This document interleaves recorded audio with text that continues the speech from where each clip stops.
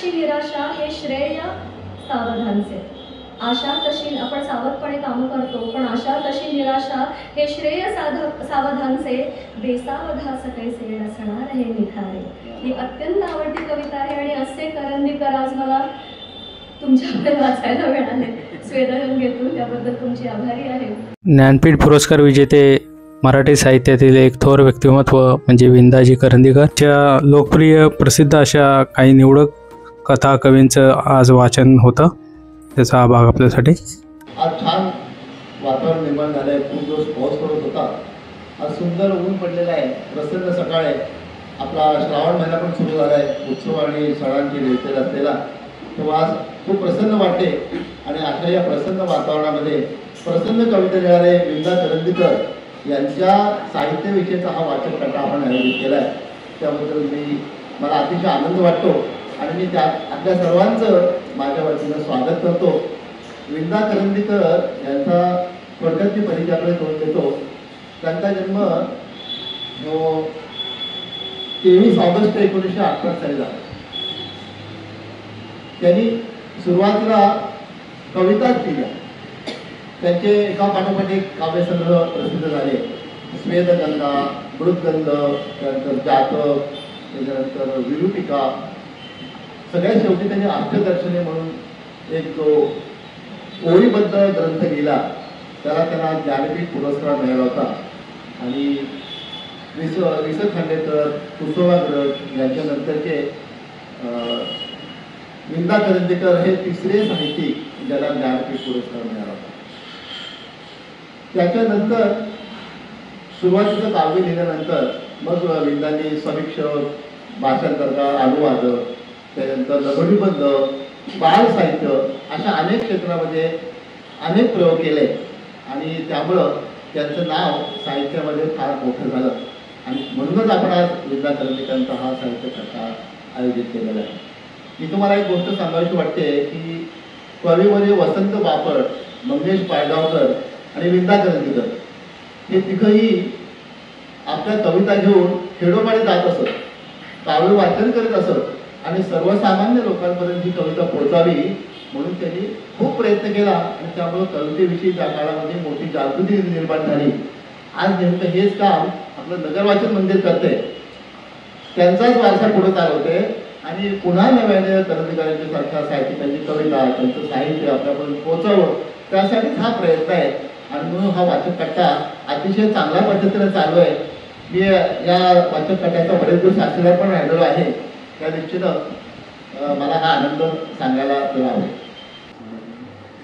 आताच 9 ऑगस्टला आपण क्रांती दिन साजरा केला आणि संपूर्ण भारतासाठी ज्यांनी क्रांतीचं योगदान दिलं त्यांना वंदन करून आपण आज 11 ऑगस्टला पुणे नगर वाचन मंदिर येथे जमलेल्या सगळ्यांच्या साक्षीने आणि व्यासपीठाला वंदन करून आपला आजचा वाचन कट्टा सादर करूया. आपला विषय आहे विंदा करंदीकर. स्वातंत्र्याची जो मनामध्ये पेटवणारे जे काही खूप मोजके असे कवी होते त्यातले हे कवी आहेत. तर आज आपण जे इथे आपल्याला त्यांच्या कविता सादर करणार आहेत त्याच्यापैकी वाचिका प्राजक्ता पटवर्धन, माननीय प्राजक्ता पटवर्धन मॅडम, त्या कोथरूड येथे पुण्यामध्ये राहतात. त्या लेखिका आहेत, कवयित्री आहेत, गीतकार, गझलकार, निवेदिका आणि शिक्षिकासुद्धा आहेत.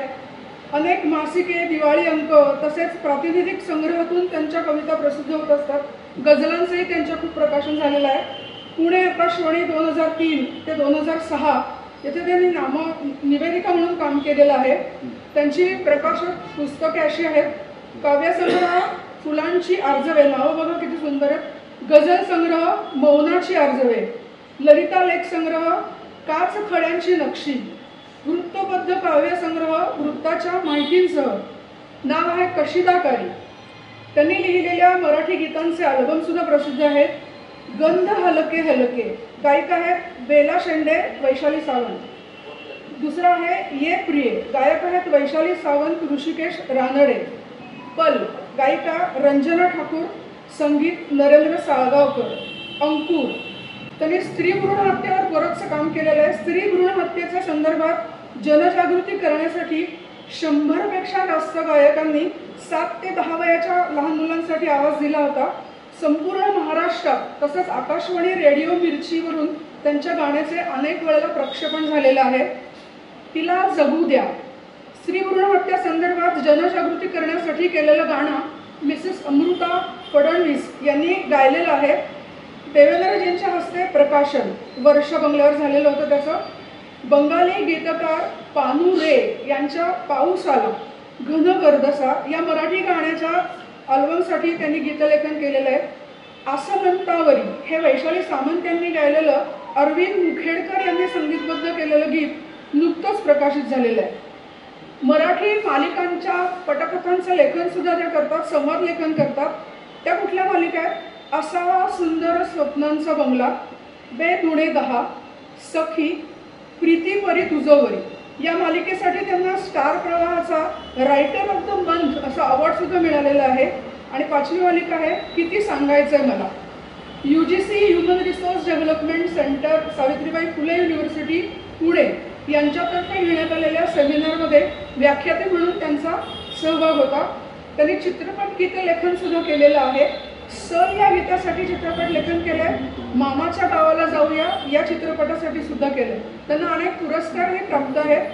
पुरस्कार असे आहेत: आद्य गझलकार अमृतराज स्मृती पुरस्कार बुलढाणा, साहित्य परिषद बुलढाणा, आदर्श शिक्षक पुरस्कार सुनीतीत मंच पुणे, गझलांजली पुरस्कार कविता रसिक मंडळ पुणे, काव्य गंधली समूहाचा काव्यमानव पुरस्कार, कशिदाकारी या संग्रहाला कदंब साहित्य समिती पुरस्कार कोल्हापूर, उत्कृष्ट काव्यसंग्रह पुरस्कार, मदत वेलफेअर ट्रस्ट तर्फे साहित्य गौरव पुरस्कार 2024च्या मानकरी. महाराष्ट्र व बाहेर अनेक गझल, मुशायरे, काव्यसंमेलनातून सहभाग, शाळा कॉलेजमध्ये असताना अनेक नाटके, नाट्यवाचन, वक्तृत्व, कथाकथन स्पर्धातून बक्षिसं मिळवली आहेत. गेल्या 11 वर्षापासून मिलेनियम नॅशनल स्कूल कर्वेनगर येथे त्या कार्यरत आहेत. सर्टिफाईड चाइल्ड अँड ॲडोलसंट काउन्सिलर म्हणून त्या काम व्यासपीठ जमलेले रसिक श्रोते आणि माझ्याकडून मनापासून नमस्कार सर्वांना. मला जेव्हा सांगितलं आपल्या पुणे नगर वाचन मंदिराच्या कार्यवाहाने की तुम्हाला विंदा करंदीकरांच्या काव्यसंग्रहावरती बोलायचं आहे, त्यावेळी एक मोठं प्रश्नचिन्ह होतं. अशासाठी होतं की करंदीकर शाळेमध्ये भेटले होते पाठ्यपुस्तकातून, पण त्यांचा कुठलाही संग्रह माझ्याकडून वाचला गेला नव्हता. हे अगदी प्रामाणिकपणे मी नमूद करते. किंवा कुसुमाग्रज जेवढे वाचले गेले, मी स्वतः निसर्ग कविता खूप लिहिते, बऱ्यापैकी लिहिते, मला आवडतात लिहायला. त्यामुळे बालकवी आणि कुसुमाग्रज किंवा महानवर जेवढे वाचले गेले तेवढे करंदीकर नाही वाचले गेले, आणि त्याबद्दल आता मी दिलगीर आहे. पण मी त्यांना म्हटलं मला स्वेदगंगावर करायला आवडेल आणि मला ते पाठवून द्या. मी तो स्वेदगंगा मिळवायचा खूप प्रयत्न केला, तो नाही मिळाला. आणि शेवटी त्यांनी ज्या PDF मला पाठवल्या त्यावरती मी आत्ता जे काही माझं एक थोडंफार रसग्रहण लिहिलेलं आहे त्या काव्यसंग्रहाचं ते आपल्यासमोर मांडण्याचा प्रयत्न करते. मंडळी, चुकली दिशा तरीही चुकले न श्रेय सारे, वेड्या उषा फिराला सामील सर्व तारे, ही त्यांची अत्यंत गाजलेली कविता. आणि त्यातलं हे शेवटचं कडवं शेर म्हणणार नाही मी याला, पण हे शेवटचं कडवं मला फार आवडतं. आशा तशी निराशा हे श्रेय सावधानचे. आशा तशी आपण सावधपणे कामं करतो, पण आशा तशी निराशा हे श्रेय सावधानचे, बेसावधास कैसे असणार हे निखारे. ही अत्यंत आवडती कविता आहे. आणि असे करंदीकर आज मला तुमच्याकडे वाचायला मिळाले स्वेदगंगेतून, त्याबद्दल तुमची आभारी आहे.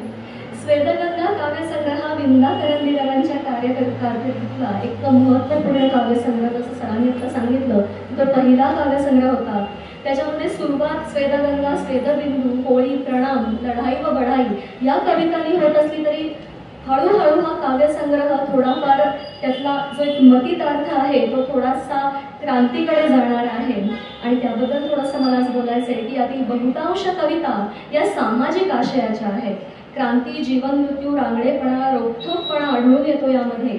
आणि स्वेदगंगामधील काही कविता या जाणीवांचा आविष्कार करणाऱ्या मला दिसल्या की पहा, अशोक विक्रम चंद्रगुप्त तव प्रताप गुरु गोविंद तुझा शिव, धन्य धन्य भारत तेजार्णव, पूर्वेच्या हृदयातून उगवे जगतोद्दीपक तारा, विजयी भारत विजयी भारत विजयी भारत प्यारा.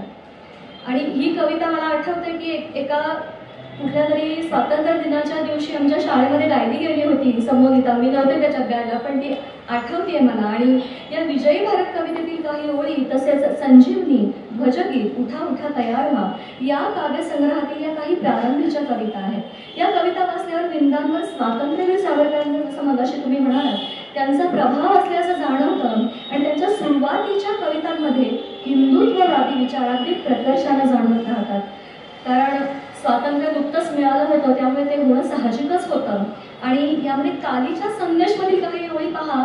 रूढी जाळूनी गुढी उभारा, रूढी जाळूनी गुढी उभारा, हीच दिवाळी संक्रांती, स्वातंत्र्याची तुका तुतारी, विसरा भीती वा भ्रांती. यातून ते पुरोगामी विचारांचे पुरस्कर्ते असल्याचं जाणवत राहतं.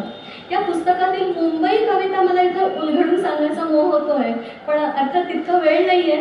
पण या कवितेतील काही गोष्टी आपल्या समोर मांडू इच्छिते. ही कविता पहा. या उंच हवेल्या का रस्त्यावर पडता, या उंच हवेल्या का रस्त्यावर पडता, ही धान्यागारे का तळतळून मरता, ही शीघ्र वाहने रखडत का मग पायी, या प्रचंड गिरण्या वस्त्र तुम्हा का नाही. छे नगर नवे हे हिंदू भूमीच्या शरीरी, छे नगर नवे हे हिंदू भूमीच्या शरीरी, वाटते जाहली जखम भयंकर जहरी. मुंबईला जखम म्हटलेलं आहे. शेटजी कुटले त्यात किडे लवलवती, जे शरीर सोशुनी रक्तावर जगती. जर सुख हिच्यातील सर्वांसाठी असते, जर सुख हिच्यातील सर्वांसाठी असते, ती जखम नसती भूषण मज लागले. मुंबई या शहराला हिंदू भूमीच्या म्हणजेच हिंदुस्थानाच्या शरीरावरची जखम म्हणणे म्हणजे हा विचारच नाविन्यपूर्ण आहे. मगाशी तुम्ही म्हणालात की त्या आम्रतनूच्या खाली बसलेल्या रेड्याला बघून आपल्याला विचार सुचला नसता की माऊलींच्या रेड्याची त्याला आठवण येत असेल का. तसंच आहे. मुंबई म्हणलं की फक्त झगमगाट आणि बॉलिवूड वगैरे सगळं आठवतं, पण ती जखम आहे भारतभूमीच्या शरीरावरची हे कोणालाही सुचलं नसतं. ते विंदाला सुचलं आणि म्हणून ते वेगळे आहे. सगळी सुबत्ता असूनही समाजातील दोन स्तरांमध्ये जमीन आसमानाचा फरक विंदांना अस्वस्थ करतो. आणि म्हणूनच विंदा मुंबईला जखम म्हणतात. शेठजी म्हणजे त्या काळातील सावकार हे गरिबाचे रक्त शोषून आपल्या तिजोऱ्या भरतात ही खंत विंदा या कवितेत जाणून देतात. आणि म्हणतात की मुंबईचा लखलखाट जरी सर्वांसाठी असता तर कदाचित ही मुंबईची जखम मला न वाटता हिंदुस्थानसाठी भूषण वाटलं असतं. पण तो लखलखाट सर्वांसाठी नाहीये, तो फक्त श्रीमंतांसाठीच आहे. याच्या पुढची कविता आहे ती प्रार्थना. हात पाय तोड मला फक्त भारतभूमीची सेवा करण्यासाठी दे, हाताने मी लढेन, माझे वदन फक्त भारतभूमीचे गुणगान गाईल, आणि माझे पद भारतभूमीच्या शत्रूच्या छाताळावर नाचतील. माझे तन मन धन अर्पून मला भारत मातेची सेवा करण्याची संधी वारंवार मिळत राहो अशी प्रार्थना या कवितेतून विंदा परमेश्वरांकडे करताना दिसतात. समतेचे हे तुफान म्हटले ही कविता पाठ्यपुस्तकात होती मला, आणि कितवीच्या वर्गात आठवत नाही नेमकं मला, 7वीत होती का. हा. आणि तेव्हा मला मराठीच्या त्या सरांनी अगदी छान चाल लावून घ्यायला शिकवली होती. त्यानंतरची कविता मला आवडलेली ब्रह्म जाहले वामन. या कवितेला वामन आणि बळीराजा या कथेचा संदर्भ आहे. म्हणजे वामनाने 3 पावलांमध्ये त्रैलोक्य मागून घेतलं होतं आणि राक्षस राजा बळीच्या दानशूरतेबद्दलची ही कथा आपल्याला माहिती आहे. मात्र इथे विंदा साक्षात ब्रह्मालाच आपल्या हृदयाचे दार उघडून देताना दिसतात. आणि माऊलींनी सांगितल्याप्रमाणे हे ब्रह्मतत्व स्वतःमध्येच असते, तेव्हा माझ्याच हृदयातल्या माझ्याच इतर रूपांशी माझी भेट घडू दे असं सांगण्याचा कवी इथं प्रयत्न करतात. असा मला या कवितेचा लागलेला अर्थ आहे. या संग्रहातील सुरुवातीच्या कवितांमधील हिंदुत्ववादी भाव पुढील कवितांमध्ये हळूहळू कमी होत जाताना दिसतात. पुढच्या कवितेमध्ये विंदा आपल्या शरीरातील रक्त तसेच मुखात असणारी जीभ हे सर्व आपणच आहोत आणि जणू ती आदिम आसक्ती आपणच आहोत अशी कल्पना करून आपणच आपल्यासाठी मरणे आणि जगणे यातील आनंद कसा असू शकतो त्याचं वर्णन करतात. हळूहळू कवींच्या कविता या मानवतावादी होत जातात.